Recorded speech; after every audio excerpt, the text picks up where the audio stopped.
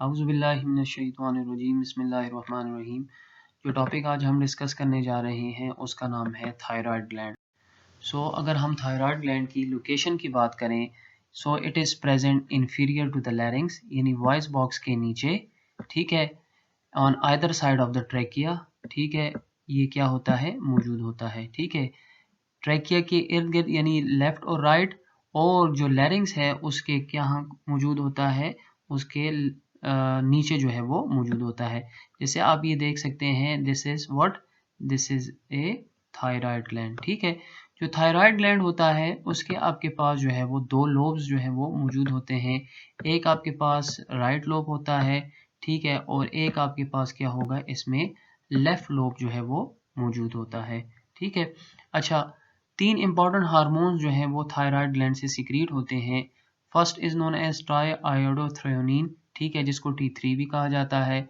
Second one is known as the thyroxine, जिसको T4 कहा जाता है, ठीक है। और इसके अलावा आपके पास क्या होता है, कैल्सिटोनिन जो है वो थर्ड हार्मोन है जो कि थायराइड ग्लैंड से रिलीज जो है वो होता है, ठीक है। Now what is tri and tetra आयोडोथ्रेयोनिन?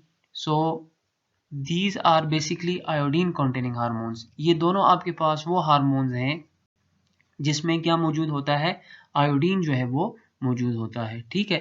Try आयोडोथ्रेयोनिन में 3 एटम्स होते हैं आयोडीन के, और जो टेट्रा आयोडोथ्रेयोनिन है उसमें कितने एटम्स होंगे, 4 एटम्स जो है वो मौजूद होंगे आयोडीन के। यहाँ पे आप देख सकते हैं कि जो T3 है यानी ट्राई आयोडोथ्रेयोनिन है उसमें 3 एटम्स मौजूद हैं आयोडीन के। This is 1, this is 2, this is 3। इसी तरह जो T4 है, टेट्रा आयोडोथ्रेयोनिन, जिसको थायरॉक्सिन भी कहते हैं, इसमें 4 जो है वो आयोडीन के एटम्स जो है वो मौजूद होते हैं। दिस इज 1, दिस इज 2, ठीक है, this is 3 and this is 4, ठीक है। अच्छा, जो थायराइड हार्मोन्स हैं उसकी जो रिलीज है या उसकी जो प्रोडक्शन है उसको कौन स्टिमुलेट करता है? उसको कंट्रोल जो उसको स्टिमुलेट करते हैं वो आपके पास हैं थायराइड स्टिमुलेटिंग हार्मोन, जो कहाँ से रिलीज होते हैं, इंटीरियर पिट्यूटरी से जो है वो रिलीज होते हैं, ठीक है। जो इंटीरियर पिट्यूटरी है वो बेसिकली क्या करता है, थायराइड स्टिमुलेटिंग हार्मोन जो है वो रिलीज करता है। ये थायराइड स्टिमुलेटिंग हार्मोन जाकर एक्ट करता है थायराइड ग्लैंड के ऊपर, और थायराइड ग्लैंड से फिर क्या रिलीज होते हैं, जो 3 हार्मोन्स है थायराइड ग्लैंड के वो रिलीज होते हैं। इसमें जो T4 है यानी जो थायरॉक्सिन है, ये क्या करता है, it is basically involve in regulation of these hormone, ठीक है। ये कैसे रेगुलेशन करता है, थ्रू नेगेटिव फीडबैक मैकेनिज्म। जैसे हमने प्रीवियस लेक्चर में भी ये डिस्कस किया था कि अगर आपके पास थायरॉक्सिन की कंसंट्रेशन ब्लड में ज़्यादा हो जाए, ये नेगेटिव फीडबैक की मदद से कहाँ पे चला जाता है, हाइपोथैलेमस के पास चला जाता है, उसको सिग्नल दे देता है कि जो जिस्म है उसमें जो ब्लड है उसमें थायरॉक्सिन जो है उसकी मिकदार ज़्यादा हो गई है। जो हाइपोथैलेमस होता है वहाँ से थायराइड रिलीजिंग फैक्टर जो है वो रिलीज होना बंद हो जाता है। अल्टीमेटली आपके पास इंटीरियर पिट्यूटरी से थायराइड स्टिमुलेटिंग हार्मोन नहीं रिलीज होगा। जब थायराइड स्टिमुलेटिंग हार्मोन जो है वो रिलीज नहीं होंगे इंटीरियर पिट्यूटरी से, तो जो थायराइड हार्मोन्स हैं वो भी आपके पास उनकी भी सिक्रीशन स्टॉप हो जाएगी। अच्छा, now we will look at the physiological effect of T3 and T4 के जो T3 है और T4 है उसके क्या फिजियोलॉजिकल इफेक्ट जो है वो हो सकते हैं। सबसे पहले क्या होता है, that it promote the basal metabolic rate of the body. Basal metabolic rate से क्या मुराद है, जो टोटल नंबर ऑफ कैलोरीज जो है वो जिस्म को चाहिए होती हैं to perform basic life sustaining function, जैसे सर्कुलेशन है, ब्रीथिंग है, सेल की प्रोडक्शन है, ठीक है, इसके साथ साथ न्यूट्रन प्रोसेसिंग है, प्रोटीन की सिंथेसिस है, आयन की ट्रांसपोर्ट है। ये इसको क्या करता है, प्रोमोट करता है। इसके अलावा ये ग्लूकोज की कैटाबॉलिज्म को यानी ब्रेकडाउन को इनहेंस करता है, सिंथेसिस करता है कोलेस्ट्रॉल की इन द लिवर, साथ साथ ये डेवलपमेंट करता है नर्वस सिस्टम की इन फीटस एंड इन्फेंट्स। अच्छा, it also act on the muscle for development, functioning, growth and maturation of skeleton, ठीक है, स्केलेटन की मैच्योरेशन में भी ये आपके पास इन्वॉल्व है, ठीक है। इसी तरह it also promote normal motility of the gastrointestinal tract. Normal motility of gastrointestinal tract से क्या मतलब है, यानी जो स्मूथ मसल कंट्रक्शन होती है जीआईटी में, ठीक है, गैस्ट्रोइंटेस्टाइनल ट्रैक्ट में, उसको ये क्या करता है, प्रमोट करता है। अगर आपके पास इसमें थोड़ा सा फर्क आ जाए तो इससे एक कंडीशन होती है जिसको कहते हैं डिस्फेजिया, ठीक है, डिस्फेजिया, ठीक है, डिस्फेजिया। डिस्फेजिया जो है वो बेसिकली, सॉरी अगर स्पेलिंग में मिस्टेक हो तो, ठीक है, डिस्फेजिया, डिस्फेजिया बेसिकली कहते हैं जब सॉल्विंग में यानी निगलने में क्या हो, डिफिकल्टी हो, डिफिकल्टी इन सॉलो, ठीक है, डिफिकल्टी इन सॉलो।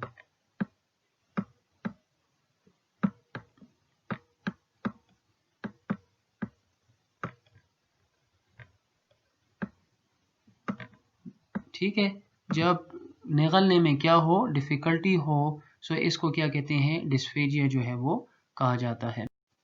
अच्छा, now what is hyperthyroidism. Hyperthyroidism basically आपके पास जो थायराइड हार्मोन है उनकी ओवर रिएक्टिविटी से होता है, यानी उनकी ज्यादती की वजह से क्या होता है, हाइपरथायराइडिज्म होता है। और इसी हाइपरथायराइडिज्म या ओवर रिएक्टिविटी ऑफ या over activity of thyroid hormone से क्या होता है, ग्रेव्स डिजीज जो है वो होता है। ठीक है, ग्रेव्स डिजीज बेसिकली क्या है, ये एक ऑटो इम्यून डिसऑर्डर है, एक ऑटो इम्यून डिजीज है, ठीक है, जिसमें जो सीरम होता है पेशेंट में, उसमें जो नॉर्मल जो एंटीबॉडीज होती हैं वो एब नॉर्मल हो जाती हैं, ठीक है, और वो क्या करती हैं, मिमिक करती हैं, यानी बिहेव करती हैं like thyroid stimulating hormone. Basically यहाँ पे क्या होता है, जो सीरम होता है पेशेंट का, उसमें एब नॉर्मल एंटीबॉडीज जो है वो मौजूद होंगी जो कि थायराइड स्टिमुलेटिंग हार्मोन की तरह बिहेव करेंगी, और जब ये इस TSH की तरह बिहेव करती हैं, सो ये क्या करती हैं, थायरॉक्सिन की जो प्रोडक्शन है उसको तेज़ कर देती हैं। हम नॉर्मल देखते हैं, नॉर्मल केस में क्या होता है, थायराइड स्टिमुलेटिंग हार्मोन जो है वो थायराइड ग्लैंड पे एक्ट करता है, जिसके नतीजे में क्या होता है, T4 जो है वो रिलीज होता है। अगर जो है ब्लड में T4 की तादाद ज़्यादा हो जाए तो उसके नतीजे में क्या होता है, नेगेटिव फीडबैक की मदद से TSH की जो प्रोडक्शन है इसको स्टॉप कर दिया जाता है। लेकिन इस केस में TSH मौजूद नहीं है, बल्कि एंटीबॉडीज़ जो हैं वो भी आपके पास एबनॉर्मल एंटीबॉडीज़ जो हैं वो आ गई हैं। ठीक है, ये एबनॉर्मल एंटीबॉडी बिल्कुल जो है वो किसकी तरह है, TSH की तरह है। ठीक है, सो ये क्या करती हैं, थायराइड हार्मोन से T4 की सिक्रीशन को ज़्यादा कर देती हैं। जब T4 की सिक्रीशन जो है वो ज़्यादा हो जाएगी तो उसके नतीजे में क्या हो जाता है, आपके पास हाइपर थायराइडिज्म जो है वो हो जाएगा। ठीक है, इंक्रीज T4 प्रोडक्शन, ठीक है, थायराइडिज्म।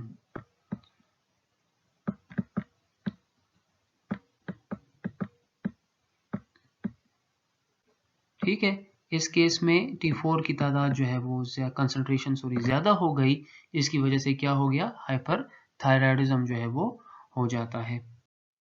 अच्छा, now what are the symptoms of hyperthyroidism. So ये आपके पास जो है कुछ सिम्टम्स हैं जो कि हाइपरथायराइडिज्म की वजह से होते हैं। ठीक है, वो कौन कौन से हैं, सो इसमें जो मेटाबॉलिक रेट होता है बेसिकली वो हाई हो जाता है, फैटीग या मसल वीकनेस हो जाती है, स्लीपिंग में मसला हो जाता है, इरेगुलर हार्ट बीट हो जाती है, ठीक है, रैपिड हार्ट बीट हो जाएगी, ठीक है, टैकीकार्डिया हो जाता है, अनइंटेंशनल वेट लॉस हो जाएगा, नर्वसनेस या इरिटेबिलिटी यानी चिड़चिड़ापन आ जाता है, हीट से सेंसिटिविटी जो है वो इंक्रीज हो जाती है, मूड स्विंग्स होते हैं, कभी खुश है कभी गुस्से में, ठीक है, हैंड ट्रिमर्स यानी हाथ का लरजना हो जाएगा, डायरिया या मोर फ्रीक्वेंट बाउल मूवमेंट्स, ठीक है, ये होगा, स्वेटिंग ज़्यादा हो जाती है, मसल ट्विचिंग यानी मसल शॉर्टनेस हो जाएगी, जो नेल्स होते हैं वो ब्रिटल हो जाते हैं, ठीक है, सख्त हो जाते हैं। इसके अलावा जो पाम्स होती हैं उसमें रेडनेस हो जाती है, जो आइज़ होती हैं वो बाहर की तरफ निकल आती हैं, बल्जिंग आइज़ हो जाती हैं, फीमेल में जो मेंस्ट्रुअल साइकिल है वो चेंज हो जाती है, जो हेयर लॉस है वो इंक्रीज हो जाएगा, स्किन जो है उसकी थिनिंग हो जाएगी, ठीक है, इस तरह गाइटर हो जाता है, और फीमेल में जो मेंस्ट्रुअल साइकिल होती है वो क्या हो जाएगी, इरेगुलर हो जाएगी। अच्छा, इसके बाद इसमें एक और डिजीज होती है जिसको हम कहते हैं एक्सोपिथेलमिया। एक्सोपिथेलमिया बेसिकली आपके पास क्लासिकल सिम्पटम्स है किसका, हाइपरथायरॉयडिज्म का। और इसमें क्या होता है बेसिकली कि जो आईज होती हैं वो बल्जिंग हो जाती हैं, ठीक है। जो आईज होती हैं वो क्या हो जाएगी आपके पास, उनकी प्रोट्रूजन हो जाती है। प्रोट्रूजन से क्या मुराद है, यानी ये आपके पास जो है वो बाहर को आ जाएंगी, ठीक है। ये कहाँ पे हो जाती है, ये बाहर को आ जाएंगी, यहाँ जैसे आप देख सकते हैं। सो यहाँ पे क्या हो गई है, आई बॉल जो है, आई बॉल, ठीक है, उसकी क्या हो गई है, प्रोट्रूजन हो गई है। This is the eyeball for example. So इसकी क्या हो गई है, प्रोट्रूजन, ये बाहर की तरफ जो है वो निकल आया है, ठीक है। अच्छा, now what is hypothyroidism? So hypothyroidism is basically it is the opposite of the hyperthyroidism.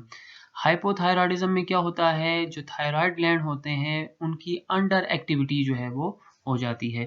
और वो किस की वजह से होती है, first lake of TSH from interior pituitary. TSH जो है उसकी जो रिलीज है वो इंटीरियर पिट्यूटरी से कम हो जाती है। इसके साथ साथ अगर आयोडीन की डिफिशियंसी हो जाए फूड में तो उसकी वजह से जो है वो हो जाता है। इसी तरह अगर आपके पास वो एंजाइम जो कि थायरॉक्सिन की प्रोडक्शन में इन्वॉल्व हैं वो उसकी फेलियर की वजह से, उसके फेलियर की वजह से हाइपोथायरॉयडिज्म जो है वो हो जाता है, ठीक है। इसी तरह जो थायराइड हार्मोन है बेसिकली वो आपके पास विदाउट आयोडीन जो है वो सिंथेसाइज नहीं हो सकते, ठीक है। इसलिए वो कंट्रीज जहाँ पे आपके पास आयोडाइज साल्ट जो है, आयोडाइज सॉल्ट यूज नहीं होता, वहाँ पे आपके पास हाइपोथायरॉयडिज्म के केसेस भी ज़्यादा जो है वो होते हैं, ठीक है। अच्छा, in the absence of iodine, यानी अगर आयोडीन की कमी है, ठीक है, या आयोडीन मौजूद नहीं है, जो थायराइड हार्मोन लेवल होता है ब्लड में वो डिक्रीज हो जाता है, ठीक है। इंटीरियर पिट्यूटरी जो है वो इस को डिटेक्ट करता है, ठीक है, इस यानी इस डिक्रीज को, इस कमी को डिटेक्ट करता है, जिसकी वजह से जो थायराइड ग्लैंड होता है वो आपके पास इनलार्ज हो जाता है। और इस इनलार्जमेंट को क्या कहा जाता है, गाइटर जो है वो कहा जाता है। जैसे कि आप इस डायग्राम में देख सकते हैं, ये आपके पास एक नॉर्मल थायराइड ग्लैंड है, और अगर आपके पास आयोडीन की कमी है सो जो थायराइड ग्लैंड होता है वो आपके पास क्या हो जाता है, इनलार्ज हो जाता है। क्या हो जाएगा, इसकी सूजन जो है वो हो जाएगी, और इसी को क्या कहा जाता है, गाइटर जो है वो कहा जाता है, ठीक है। ये आपके पास एक और डायग्रामेटिक जो है वो इलस्ट्रेशन है किसकी, गाइटर की, ठीक है। यहाँ पे आप देख सकते हैं कि जो नेक रीजन है वहाँ पे क्या हो गई है, आपके पास स्वेलिंग जो है वो हो गई है। अच्छा, गाइटर जो है आपके पास उन कंट्रीज में ज़्यादा होता है, ठीक है, is common in countries where iodized salt is not use, sorry यहाँ पे आप जो है वो लिखेंगे नॉट यूज, ठीक है, जहाँ पे आपके पास आयोडाइज सॉल्ट जो है वो यूज नहीं होता, ठीक है, यानी आयोडीन मिला नमक जो है वहाँ पे इस्तेमाल नहीं होता, ठीक है। अच्छा, लेकिन ये डिजीज़ जो है वो आसानी से जो है वो क्या है, प्रिवेंटेबल है, अगर जो है वो खाने में आयोडीन का इस्तेमाल जो है वो स्टार्ट कर दिया जाए। थायरॉक्सिन की डिफिशियंसी जो है, इसके इफ़ेक्ट्स जो है वो चाइल्डहुड पे भी हैं, इसके साथ इसके जो इफ़ेक्ट हैं वो एडल्ट पे भी हैं। अगर आपके पास थायरॉक्सिन की डिफिशियंसी हो जाती है इन्फेंट्स में तो इस कंडीशन को क्या कहा जाता है, क्रेटिनिज्म कहा जाता है। और अगर एडल्ट में हो जाए तो इसको फिर क्या कहा जाता है, मैक्सिडेमा जो है वो कहा जाता है, ठीक है। अच्छा, मैक्सिडेमा में बेसिकली क्या होता है, ये बेसिकली कहते हैं म्यूकस स्वेलिंग को, और इसके नतीजे में क्या होता है आपके पास कि जो बॉडी होती है, ठीक है, बॉडी में आपके पास जो फ्लूइड होता है उसकी जो है वो ज़्यादती जो है वो हो जाएगी, ठीक है। यानी हम सिंपल ये भी कह सकते हैं कि इसमें स्वेलिंग होती है, और यहाँ पे ये जो है वो बेसिकली क्या है, this is the body weight, ठीक है, this is the body weight. इसमें आपके पास बॉडी वेट जो है वो क्या हो जाएगा, इंक्रीज हो जाता है, ठीक है, सॉरी, बॉडी वेट जो है वो इंक्रीज हो जाता है due to storage and formation of semi fluid material under the skin. ठीक है, फ्लूइड जो है वो स्किन के अंदर जो है सेमी फ्लूइड मटेरियल जो है वो स्किन के नीचे जो है वो जमा होना शुरू हो जाता है। ठीक है, और उसकी वजह से क्या होता है, जो बॉडी वेट होता है वो क्या हो जाता है, इससे ज़्यादा जो है वो हो जाएगा। अच्छा, कौन कौन से सिम्टम्स जो हैं वो अपीयर होते हैं क्रेटिनिज्म में? सो चाइल्ड में आपके पास क्या होता है, जो चाइल्ड होता है बेसिकली वो मेंटली रिटार्डेड होता है। ठीक है, और जो उसकी जो फिजिकल ग्रोथ होती है वो पुअर होती है, और उसका जो बॉडी साइज होता है वो डिस जो है वो प्रोपोर्शनेट होगा। ठीक है, इक्वल साइज नहीं होगा, ऊपर और नीचे का जो धड़ है वो बराबर नहीं होता। ठीक है, इसके अलावा जो बोन मेचुरेशन होती है, ठीक है, वो डिलेड हो जाती है, और ऐसे बच्चों में जो है इनफर्टिलिटी होती है वो क्या होगी, वो कॉमन होती है। ठीक है, ऐसे बच्चों में इनफर्टिलिटी जो है वो फिर कॉमन हो जाती है। अच्छा, नाउ सिम्पटम्स ऑफ मैक्सिडिमा। सो वो क्या क्या है, एक तो आपके पास मेटाबॉलिक रेट स्लो हो जाएगा, दूसरा आपके पास फीलिंग चिल्ड यानी सर्दी लगती है, पफी आइज होती हैं। ठीक है, आइज की स्वेलिंग हो जाती है, स्किन जो है वो ड्राई हो जाती है, और जो बाल हैं वो स्कैल्प से यानी ऊपर वाला हेड रीजन और जो आईब्रोज हैं वहाँ से जो है वो क्या होते हैं, वो लॉस हो जाते हैं। ठीक है, एडिमा यानी स्वेलिंग हो जाती है, टंग स्वेलिंग हो जाएगी। ठीक है, कंस्टिपेशन हो जाएगी, ठीक है, यानी कब्ज हो जाएगा, कंस्टिपेशन सॉरी। ठीक है, कब्ज हो जाएगा, लेथार्जिक हो जाएगा यानी सुस्त होगा, मेंटल स्लगिशनेस होगी। ठीक है, सुस्ती, मेंटली वो सुस्त होगा, लेकिन मेंटल रिटार्ड जो है वो ये बंदा नहीं होगा। ठीक है, खुदा ना खास्ता अगर किसी में, अल्लाह ना करे, किसी में ये डिजीज जो है वो आ जाए तो। अच्छा, जो मैक्सिडिमा है बेसिकली उसमें क्या होता है, ये बेसिकली आपके पास गाइटर है। ठीक है, इसमें जो थायराइड ग्लैंड होता है वो इनलार्ज होके बाहर की तरफ प्रोट्रूड कर लेता है। ठीक है, और इस कंडीशन को कोलाइडल गाइटर भी कहते हैं या इंडेमिक गाइटर भी कहते हैं। इंडेमिक इसको क्यों कहते हैं, it is also called as the endemic goitre. ठीक है, इसको इंडेमिक गाइटर भी कहते हैं। इंडेमिक गाइटर इसलिए कहते हैं क्योंकि जिस एरिया में, यानी जोग्राफिकल डिस्ट्रीब्यूशन पे डिपेंड करता है, जिस एरिया में आयोडीन का इस्तेमाल कम है तो वहाँ पे आपके पास जो है वो ये कंडीशन भी अपीयर होती है। ठीक है, ये आप देख सकते हैं मैक्सिडिमा में, यानी ये जो स्कल्प है, ठीक है, हेयर इसमें नहीं है, स्किन आपको जो है वो ड्राई लग रही होगी। ठीक है, आईज जो है वो स्वेल हुई हुई है। इसी तरह जो यहाँ पे आप देख सकते हैं एडिमा है, यानी स्वेलिंग वगैरह भी जो है वो नज़र आ रही है। ठीक है, अच्छा, थर्ड जो इम्पोर्टेंट हार्मोन थायराइड ग्लैंड जो है सिक्रीट करते हैं उसका नाम है कैल्सिटोनिन। सो जो कैल्सिटोनिन है basically it plays an important role in controlling the extra cellular level of calcium. जो एक्स्ट्रा सेलुलर लेवल होता है कैल्शियम का, उसको कंट्रोल करने में कैल्सिटोनिन जो है वो एक इम्पॉर्टेंट रोल जो है वो प्ले करता है। कैसे, ये जो कैल्सिटोनिन है ये कैल्शियम के लेवल को जो है वो क्या करता है, अगर आपके पास कैल्शियम का लेवल जो है वो कम करता है। ठीक है, अगर आपके पास कैल्शियम का लेवल ब्लड में ज़्यादा हो गया है तो कैल्सिटोनिन क्या करता है, इसकी डिपोजिशन स्टार्ट कर देता है बोन में। ठीक है, इसी तरह जब आपके पास कैल्शियम जो है, जिसकी वजह से जो कैल्शियम का लेवल है वो फिर क्या हो जाएगा, नॉर्मल होगा। ठीक है, अच्छा, जब आपके पास कैल्शियम का लेवल जो है वो नॉर्मल हो जाएगा तो थायराइड सेल जो है वो अपनी सीक्रीशन कैल्सिटोनिन की डिक्रीज कर देते हैं। ठीक है, अच्छा, ये जो कैल्सिटोनिन है ये इनहेबिट करता है कैल्शियम की reabsorption in the intestine as well as in the kidney tubules. ठीक है, यानी ना स्टमक में रीएब्जॉर्प्शन होती है इसकी, और ना जो है वो किसमें, किडनी ट्यूब्यूल्स में जो है कैल्शियम की रीएब्जॉर्प्शन होती है। और ये कौन जो है वो इसमें कौन हेल्प कर रहा है? कैल्सिटोनिन जो है वो हेल्प कर रहा है। जब रीएब्जॉर्प्शन नहीं होगी तो कैल्शियम जो है, एक्सेस कैल्शियम जो है वो कैसे रिलीज हो जाएगा? यूरिन की मदद से रिलीज हो जाएगा। जैसे कि आप इस डायग्राम में देख सकते हैं, ठीक है, जो थायराइड ग्लैंड है, ठीक है, ये क्या प्रोड्यूस कर रहा है? कैल्सिटोनिन जो है वो प्रोड्यूस कर रहा है। अगर आपके पास कैल्शियम का लेवल जो है वो ब्लड में ज़्यादा हो गया है तो ये क्या करेगा? इसकी डिपोजिशन कर देगा बोन्स में, ठीक है, कहाँ पे? बोन्स में, यहाँ पे देखें, बोन्स में इसकी प्रोमोट करता है डिपोजिशन को। इसी तरह जो कैल्शियम की एब्जॉर्प्शन है इंटेस्टाइन, उसको इनहिबिट करता है, ठीक है, इसको क्या करता है? Inhibit, this is inhibit, sorry, ठीक है, दिस इज आई,